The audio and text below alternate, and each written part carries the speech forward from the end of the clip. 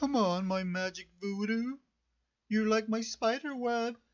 Because these guys seem to be dropping like flies. I don't care if this guy's argument makes any sense at all.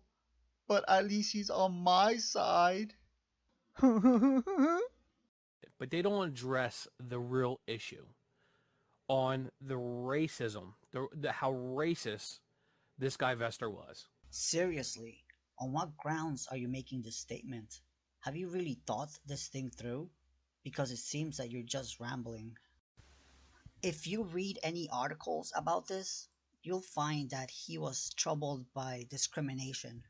I mean, considering that he was gay and black, one can understand how he could be discriminated for more than one reason.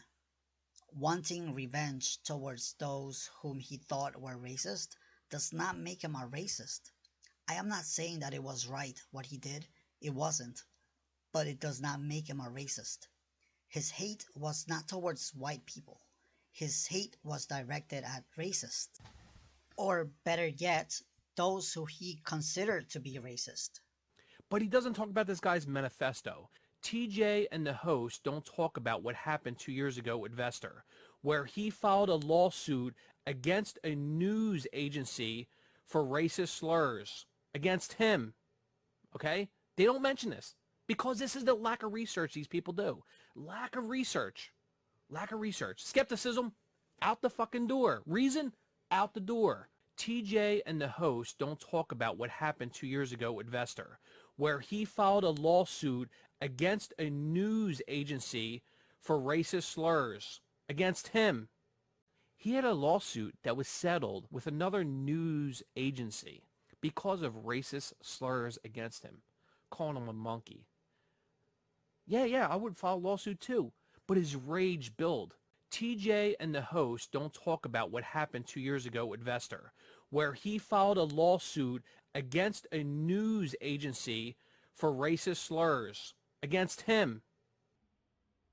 Yeah, I would file a lawsuit too. What the fuck? Man, what the fuck does him filing a lawsuit have anything to do with Vester being a racist? You said you would do it too. So, does that make you a racist too? And are you saying that the rage from being discriminated makes him a racist? Is this your position?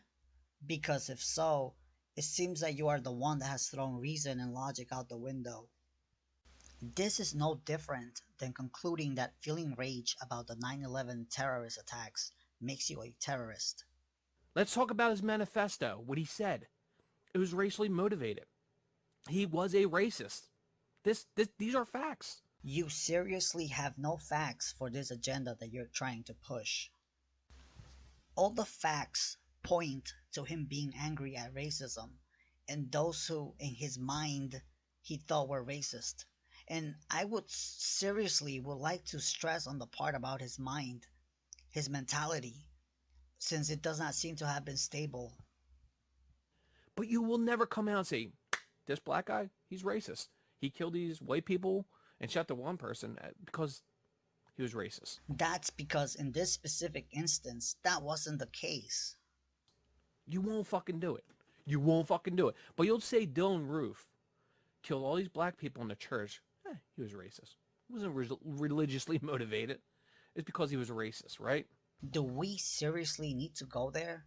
Do we seriously have to compare the two quote-unquote manifestos? Dylan's manifesto was undeniably racist. There is no question that it wasn't. Fox News was not calling Dylan's actions as to have been motivated by racial discrimination. Are you in this camp too, Joe? It's really funny that Fox would not call Dylan's murders to have been about race. But Fox is trying to make Vester's murders about race. Where is your critical thinking, Joe? Can you not see this? Fox was not calling Dylan's murders to have been motivated by racism. You have Jacqueline Glenn making a video to point this idiocy about Fox, but then to have a racist kangaroo that sides with Fox to reply with idiotic, irrelevant statements. This is one of the reasons for this whole shitstorm, Joe. Have you not been paying attention? To put it in terms so you can understand, Vester was discriminated in two forms, one for being gay and the other for being black. But let's focus on the latter. He said his boiling point was Dylan Roof. Clearly, Dylan's actions were motivated by hatred towards blacks. And then you have the two victims, which in Vester's mind were in this camp too, in the camp of the racists. Mix that with severe psychopath behavior and you got Vester Flanagan in a nutshell. But yeah, you agree with Fox News on this. So let me ask again, where is your critical thinking at the moment, Joe? So we know Vester's crime was not a hate crime. And by that I mean a crime motivated by racial discrimination on Vester's part. But since in this world anything can happen, all things are possible except for the absurd. Let's say that a black person does kill a white person because this black person was a racist. Come on, you can do it. Do it. You won't fucking do it. You won't fucking do it. Hmm. Huh. You got me. He was racist. Oh, wee! Got 'ems. Black people can be racist too, sure, but no one is saying anything to the contrary. No one is denying this. But by no means does that compare to the systemic racism blacks have to endure in America. Can you at least understand this? Just look at these facts.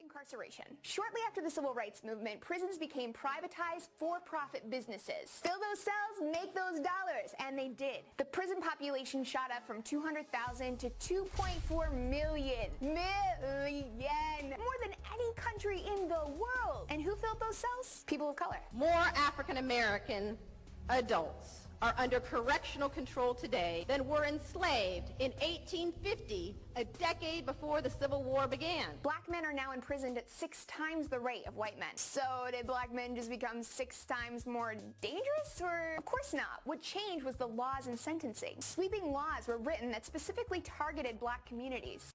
I mean, just listen to these statistics. Blacks who kill whites are 16 times more likely to be executed than whites who kill blacks.